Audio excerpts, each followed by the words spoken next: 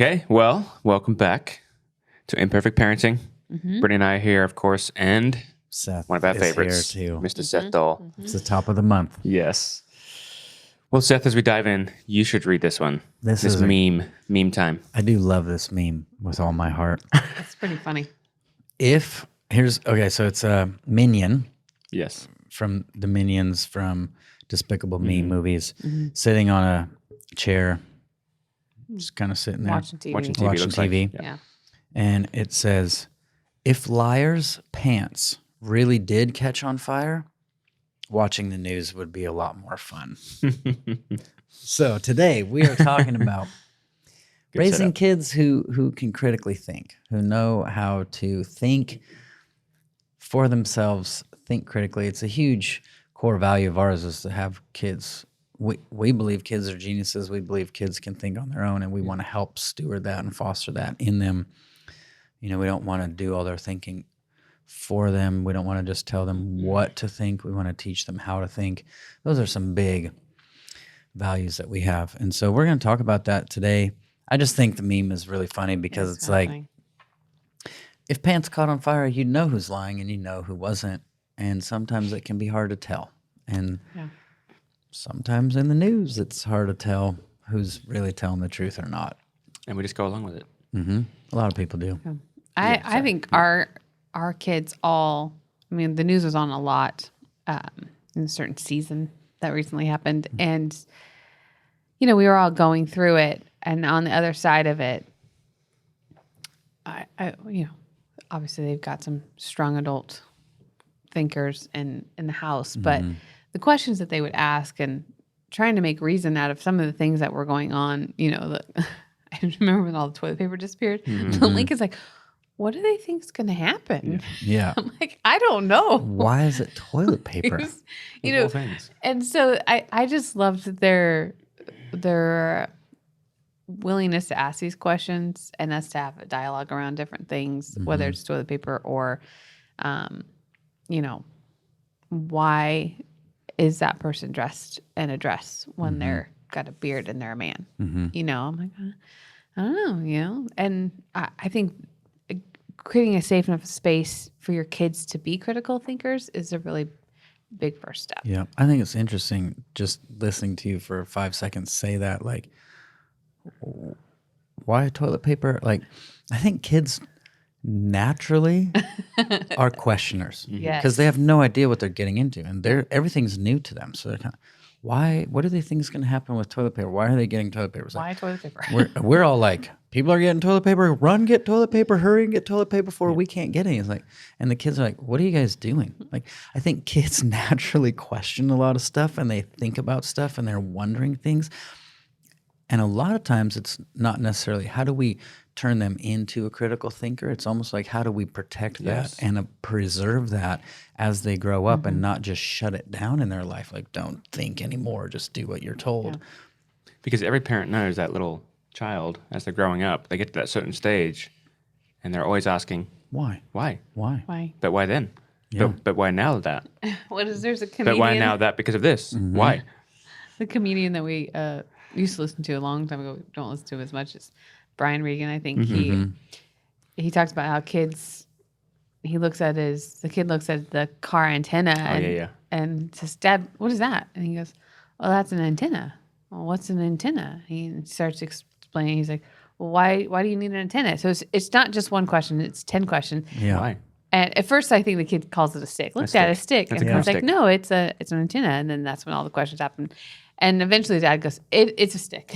Yeah. What's an antenna? It's a stick. But I think that's the process. And sometimes as parents, we dismiss really quickly is the curious questions of trying to discover and understand. I get it, you know, especially if you've got multiple kids at home. Yeah. And the younger ages feel like that is they're questioning everything around them to try and understand it. Where when you get teenagers, they're questioning why they're restricted in their freedom and why they can't have that. And again, they're still curious thinkers. They're trying to understand, but often we just dismiss it because we're tired. Yes. And overwhelmed from all of it. Yeah. I remember speaking of just the season the world's kind of been in the last few years, at this point, a few years now. Yeah. Like I just remember watching the news, listening to podcasts, listening to what's going on, involving my kids in that. I think it's really powerful, in age appropriate ways to allow your kids into, hey, watch the news, listen to the news, but also be ready to filter some of that, I think at some level humans weren't designed to know everything that's happening in the world all the time. Like God's the only one that can handle this much drama. And it's like now any screen you look at, you can find out what's happening Everywhere. anywhere on the planet. Mm-hmm. And because it's in video, because there's emotion tied to it, it can feel like you're experiencing that when you're 10,000 miles away or whatever it is. But all that to say, just in watching all that and allowing my kids into that and talking through some stuff with them, I just remember coming up with this line for my kids and going, hey guys, if you need to make a big decision, like a huge one. Some people had to make some big decisions not that long ago. If you got to make a really big decision, you want to have information. And if you feel like you don't have enough information to make a good decision, your only good decision is to say no and to not do it. And I wanted to get that across to them of going, hey, we're listening to these things to try to get as much information as we can, to try to position ourselves to make big decisions that everyone is making right now. Unfortunately, not everyone is giving you the information required for that. And if you watch this channel, you're going to get one set of information. If you watch another channel, you're going to get a whole other set of information. And how do you know what's right? So for me, that was a huge part of this, is going, hey guys, research is good. Checking on stuff is good. Listening to people is good. Paying attention to asking your questions that you're asking me all the time, like that's really good. And if you don't have that information, you should just say no. It was, I don't know, it just helped me with them. I think too, another thing that's really important here is kind of like, I think what I've seen in the last few years is like, I want to create an environment in my home where my kids can critically think about what we do, can call me on stuff, can say things, can ask questions about stuff that I'm doing or we're doing or why we do certain things, whatever. Like I think we need that in our home, because a lot of times parents in the past, like if the culture is controlling, it's kind of like, just do what you're told. Just do what we say. We're the authority, do what we say. And I'm like, oh no, I don't want that to be necessarily their normal. Like I don't want them going out. They're looking for that. Yeah, the default is like, just do what you're told by someone who's in authority or someone's in a screen. Like, no, I actually want you to question all of that and look at all of that. So I need to create an environment in the home too where you're allowed to do that with me. Where there's feedback that's welcomed and received. Which kind of starts with what we often talk about in our parenting tools and stuff is the choices. Here's two choices. You're a critical thinker. Make a choice that, one, makes us deliriously happy as the parents, but also makes you feel like you have some power in this. It's not just following along because we said so. And I think it just follows through their entire life, really. I mean, we're still making choices every day that have big impact on our lives and our kids and our family and all this stuff. But the practice of, I always have a choice, which keeps me asking questions. I love when, they get into a situation or they observe something and I'm having thoughts about, that's, maybe not the best way to handle that situation, or, gosh, that kid must be experiencing the parent more fearful than encouraging or punishing, but I don't necessarily say anything. And then you get in the vehicle away from the situation with your kids, and then they let you into the experience that they were having. We had this experience where we were all together and we experienced this thing that they were trying to create for parents and this and that. And they broke parents up into different groups, or kids and parents into different groups. And Ben and I were having this experience in the room thinking, I know their heart is good. I don't know that their execution was able to mirror that. Yeah. And we didn't, I think we had discussions around it, but not with the kids. They weren't around. And then Delaney gets in the room and she immediately goes, did it feel like what they were trying to say actually happened? Because I was in a different room and I know what was said. And I know what was said to all the parents because then I was in the room with you guys. And I don't think that translated. And it's just, I love that that's what she experienced because she's able to mirror. I mean, it was around the idea of connection with your family. And she's got enough information, like you said, and experience that says, 1 + 7 does not equal 5. And you're trying to get to 5. You are missing it. Yeah. And her ability to really even articulate what she was experiencing. She was using words like passive aggressive, and different expressions of what she felt in this moment, rather than just being like, whatever. I just love that she was able to identify. I love the heart. I understand what was trying to be done. Didn't quite happen. What was your take on it? I felt uncomfortable. I don't know what they're talking about because I don't believe that. I mean, it was just amazing to be able to feel like, I don't need to correct a bunch of things. Yeah. Because you are able to critically think through. None of that really made sense. Yeah. I love them. I know they were trying.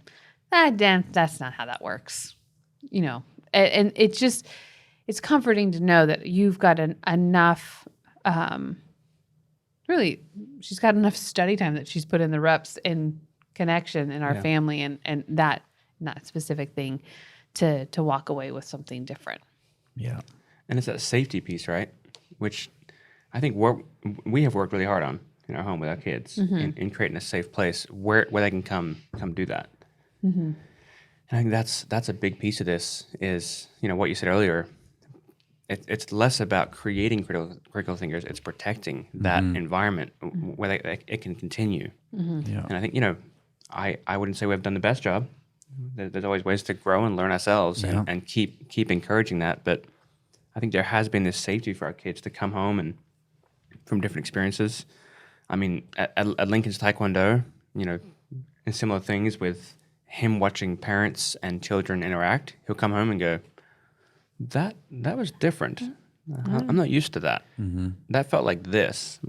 Well, it's the other thing that, I mean, I don't know about your kids, but our kids they're not in a very disrespectful environment. Right. And ours either. So when they encounter disrespect, it kind of is like a punch to the nose. Like, don't really know what to do with it. They know they don't like it. They know that it doesn't feel good, and they know they don't want to be around it. But learning how to confront it and kind of stand up to it, I think is something that they're gonna have to. Where I'm pretty aware of, like, okay, it's a beautiful thing, but the world is not necessarily very nice. So, Lainey's experience with work, like we talked about before, she encountered a bunch of disrespect. And Lincoln's encountered it in Taekwondo a little bit, and Adeline's navigating it different ways. But Friends. Yeah, I would say that's another critical thinker. Like, I don't like this, but I want to be your friend, but do I have to be disrespectful to be your friend? And we've had conversations with Addie, when you're around this person, do you like the Addie that's showing up? Because I don't know, you're losing Addie. What's going on? What do you need? What do you want to protect? And again, it's just those questions that she gets to. Oh, I don't think that this person brings out the best in me. And we don't ever say you can't hang out with them. Right. We might say, hey, you're welcome to come downstairs when you figured out your attitude, because that environment seems to influence you or had before. But she's more aware of it because she's encountered this. I actually don't like who I am after I come back.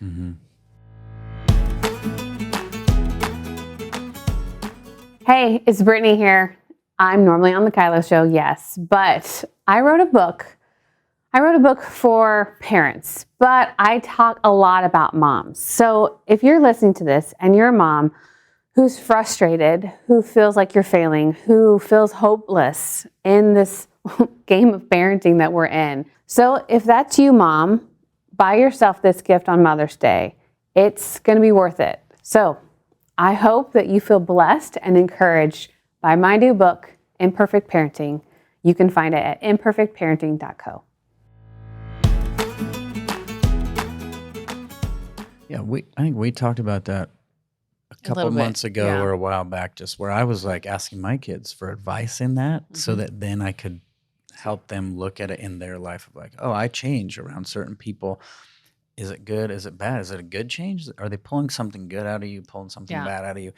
But I think, it's kind of just come up. It's like asking them questions around stuff like that is super helpful to create a safe place and to help them think, to help her. You're asking questions like, you're setting boundaries as well. Like, hey, that attitude needs to shift before you come down. Come on down as soon as you're going to talk to us this way. But asking those questions, I think sometimes kids go on defense against us when we're just trying to tell them, yeah, that kid is not good for you. Every time you come home with that kid, you're always, rather than asking questions. They feel like something's going to be taken from them. So they're going to protect it. Totally. Yep. And they're going to protect it from you. And now they're on defense against you, walls up from you. And then it's like, oh, now I took away the safe place for you to think about this type of thing. And I've reinforced something I probably don't want in you. But that can be a practical way to just go, how can I ask questions around this? Hey, your friend. Hey, when you hang out with them, do you notice any difference between our home and theirs? Do you notice any difference between the tone of voice they use and ours? And you're just like totally just inviting them to talk and inviting them to think. And they're like, yeah, actually, okay, well, now we have some thinking happening rather than just going along with whatever's taking place. I know that, with part of that, we're talking very relational in the critical thinking right now. I think outside of relational, when wanting your kids to think about money or wanting to get your kids to think about working hard or work ethic or schoolwork, stuff like that, Delaney's working full time now and, it's like 25 hours a week or something like that. Full time for her. Yeah, in school. But she's got all this money coming in. I'm like, well, so what's your plan? Because you don't really have any expenses. She has to pay for her own gas right now. And we pay for her cell phone and insurance. But she can be 18 and she'll start getting some of those things, love you. And obviously different adjustments we'll make. But how do you steward that, the other kind of practical things other than the relational questions of our culture? How do you take it to another level of, getting your kids to look at money as working for them, not that they work for it, and, being creative? Because kids are so creative, and we kind of, sometimes I'm very guilty of, oh, you want to start a slime business? Okay. All right. How much slime do I want around my house? But this desire to be creative and expressive and then a little entrepreneur, how do you create critical thinkers in that? I think, I have a fun story from my son. I don't know if I've ever told it on here. Maybe I have. Please share it. So he's 10 now, and this guy loves knives. People probably know that. He's got over 100 blades, axes, throwing knives, pocket knives, hunting knives. Sharp. He's got all of it. Him and Lincoln definitely love each other. Yeah. They're knives. Yeah. He's trying to buy knives it's knives and Legos now. He's in Legos real strong. Nice. Well, maybe he can take some home of Lincoln's. There's so many. Okay. He would like that. But we're in this store one time looking for a certain knife. We were doing a father-son camp. We needed a certain knife that could punch a hole like in a belt, through leather. We needed like a hole puncher. And so we're looking for a certain knife that had that because all of his didn't have it. And we get there and there's this pack it's got like a throwing hatchet. It's got paracords. It's got a knife. It's got a machete. It's like It's a every boy's dream It's packet. every boy's dream. And it's only like $30. It's not even expensive. You know, they're the ones, they don't have handles. They're just the paracord wrapped around. And he's like, oh, Dad, I want that. And I'm going, well, did you bring your money? Because my kids know at their age, it's like, even when they were really young, we allowed them to make money from jobs because we want them to learn that as well. Like some parents are like, I'll never pay you for chores. I'm like, I actually wanted to pay you for that stuff so you learn to make money, how to get money, what to do with it from a young kid. And now we're not paying him for everything. But so he has money at this time. And I said, did you bring your money? He's like, no. And I go, all right. And I had felt the Lord telling me, like, teach him how to think about credit. Like, help him think about credit and what it is. And so I was like, all right, you know what, buddy? You didn't bring your money. Hey, I could buy it for you, and then you can pay me back. But if I buy it, let's say, I think it was $30. I said, so you're going to pay tax, $32, whatever. I said, when we get home, and I may not have the numbers exactly right. When we get home, He doesn't know. you're gonna pay me a little bit of interest, and it's gonna be like $35. And he's like, Dad, what do you mean? I pay you $35 when even after tax it's only $32? And I'm like, yeah, because I loaned you the money. You pay me extra because I gave you money to borrow. I said, this is borrowing money. And I said, do you want to make a call right now, or you need to think about it? He's like, I need to think about it. So we walk around for 20 minutes. You can almost hear the gears turning in his head and smoke. I love how steam. much he thinks. He's a thinker. That kid is a thinker. And we walk around for 20 minutes. I'm like, hey, buddy, it's all good. No pressure. Like we can go home. You can get your money. We'll come back here another day. Yeah. If you want it now, you get to pay me some interest because you're borrowing money. If you want it later, you can come back. It's not going to be today. It'll be later. So he decides, like, I want it. I'm like, all right, buddy, let's go. So we go get it. We ring it up. I swipe my card. I get it for him. And we get in the car. And I go, hey, if you don't want to pay me back today, you don't have to. You could pay me back next week, but then it's $38. He's like, Dad, why would I pay you $38? Why? And he's like mad that I'm charging him so much. I'm like, hey, it's okay. Like, you don't have to pay $38. You just pay me today and you got it. Or at $35. Or you can even wait a month if you want. But it's just gonna keep costing more. He's like, no way. This kid gets inside, runs upstairs, gets his money, runs down, throws money at me basically. He's mad. And he's just like, awesome. But I was like, oh, you're critically thinking about money, about borrowing money, about how you spend it, about whether or not you want to borrow it, or just wait until you can go get your own money or make more money somehow. And our kids know that, We've had our kids ever since they were young. Like Lauren's super good at this. Where our kids are like, I want this thing, and she's like, how much money do you have? And they're like, this much. She's like, hey, I got jobs. If you want more money, if you need more money, I'll give you jobs. And our kids are like, all right. And then they're working jobs going, I hate this. And Lauren's going like, you don't have to do it. And like, I'm going to do it because I want that thing. Like, oh, we're just teaching that in there. So that's one way we've practically done it is like, and asking them a lot of questions. Like my son is like, he's into Legos, but he also likes to buy the cheap ones sometimes. They don't work as well. They don't last as long. They don't. No. Yeah, and sometimes they're missing pieces. And they don't actually fit very well. And he's learned the hard way a couple times. Like, hey, so the Dollar Tree Legos are not quite the same as Legos. Yeah, Legos are expensive. They are the good ones. Oh yeah, especially once they're older. It's like you're not doing the $10, $15 ones. You're doing the $200 one. Darth Vader mask, helmet, whatever thing. And I was like, oh my gosh, it was like 1,800 pieces. Gosh. Lord Jesus, help me. He did it all. He did, but I think we do a similar thing in that they have to take care of the animals and do the dishes, kind of chores and clean up.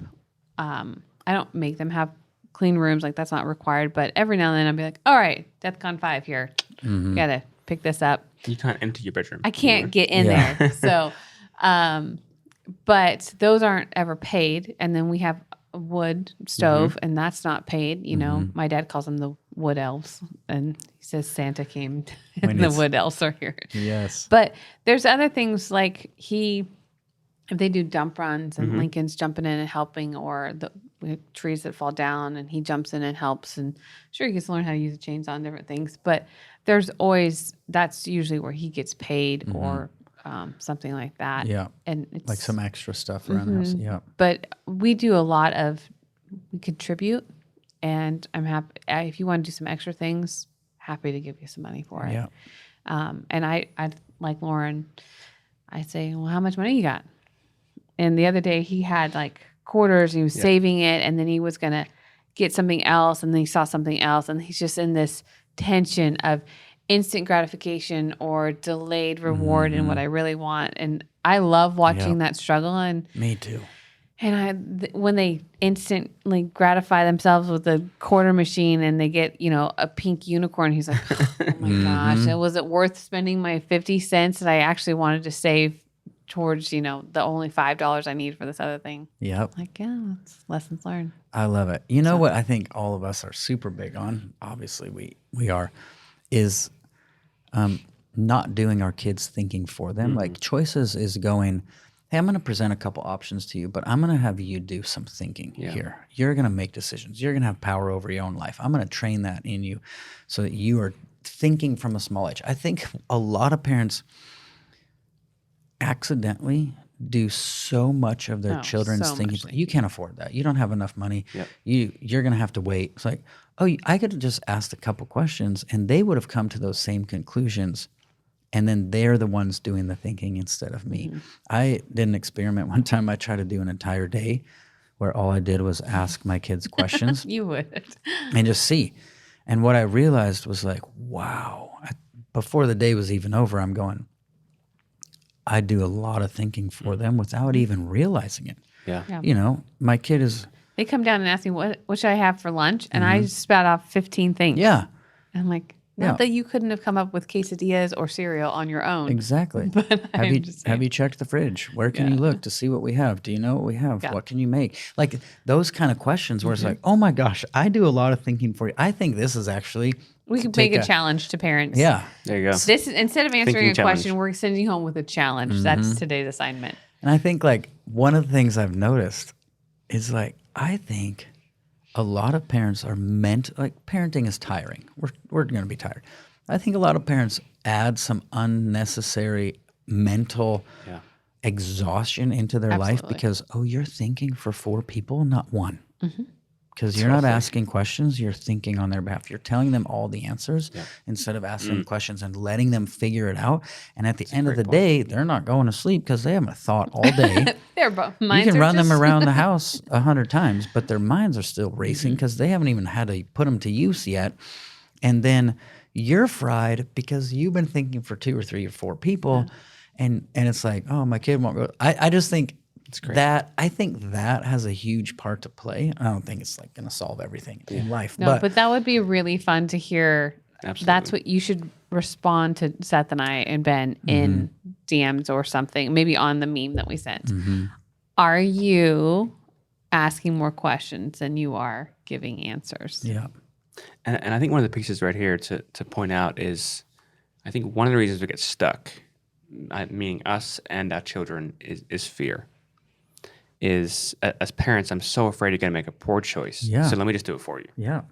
And then as kids, we use Lincoln's Taekwondo all the time as examples, but it's hard not to because it's been such a big deal for him to have learned to so actually much. go inside and figure out what I'm going to do. And one of the biggest areas for him to confront is fear. And he has to think through, do I want to listen to the fear and go down the road where I just kind of give in, or do I want to challenge this fear and move through all the obstacles required, all the thinking I have to do myself, confronting myself to get to the prize. And we're watching him right now getting to the prize through a really hard season. And I think just this fear piece, your dad often says, don't let fear become your counselor, is I think we'll find out if we do this challenge, when we do this challenge, how much fear is playing into this, that I'm so afraid you're going to make a wrong decision. But when I give you some power back, you're like, okay, you're okay. You didn't die. Yeah. This is great for elementary, middle school age. Toddlers might be a little bit harder, but that middle elementary age kids, this would be great for them. Oh, yeah. Mom, I'm bored. Oh, wow, you're bored. Well, what things do you like to do? I don't know. Oh, maybe you should Explore. What do you think about exploring what you like to do? I had this What are conversation all with the Lincoln things, recently. you know? How do I do that? Yeah. And I don't. I don't know. I don't know what you love. You are so good at knowing what you love. You know, I mean, just the encouragement mixed with questions. I think you'll be surprised by your kids. When I did the full day, August was twice. I think at least twice. He got so mentally stuck. He's literally trying to beg me to just tell him Yeah. something, and I'm going, but I'm not going to tell you. You can figure this out. You got it. I think you know where to look. Do you even know where to look for that and find out on your own? And I'm just keeping the questions there, but he was like so mentally stuck. And at the end of the day, not only had he gotten exhausted and went to sleep. but not only had he gotten mentally stuck a couple times real hard, he'd had massive mental breakthrough a couple times. And at the end of the day, we felt like our connection was stronger, because he's like, it kind of felt like he was going, that was super rough, but I'm also glad because now I know what I'm capable of. Now I know what I can Build do. so much confidence. It built so much. He was so confident and connected to me, where before he was just mad at me because I wasn't going to tell him if we had sugar or if we had maple syrup or if we, like. I believe in you. And this is how we tap into creativity, right?